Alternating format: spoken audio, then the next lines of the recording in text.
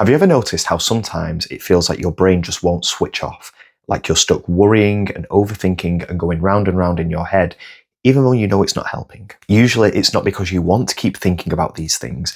It's because somewhere along the line, you have learned that all of these mental behaviors like worrying and ruminating and monitoring serve a purpose. A lot of people don't realize this, but quite often it's our beliefs about worrying and these mental behaviors that keep our attention fixed inwards. In metacognitive therapy, or MCT, we call them positive or negative metacognitive beliefs. And essentially what these are just beliefs that we have around worrying and ruminating and what we think it does for us or what it might do to us. Positive metacognitive beliefs are the ones that make worrying feel useful. Now, this can often sound like, if I worry or if I think about this thing, I will be more prepared, or I can maybe prevent something bad from happening.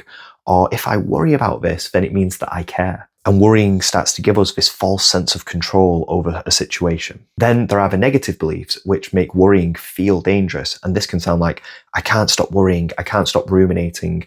If I carry on like this, I will lose control or I will do damage to my brain. That's when the worrying itself becomes the thing that you fear. For long, we end up in this push and pull between part of us believing that we need to worry to try and stay safe and stay in control, and the other part believing that we can't stop, this is just the way that we are, and it means that something is wrong with us. What we need to do is work on noticing these beliefs when they pop up and just gently questioning and challenging them. Do you really need to go over this again to be safe? Has worrying ever actually prevented or caused something bad from happening?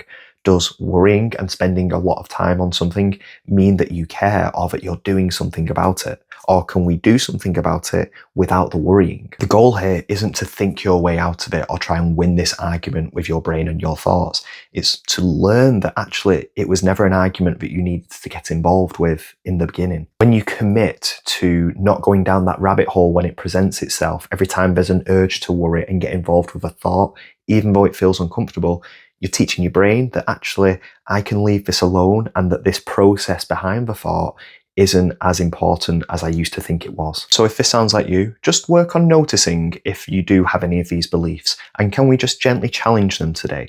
Can we challenge the belief that we have to do something about this and that worrying about it will keep us safe? What would happen if we didn't?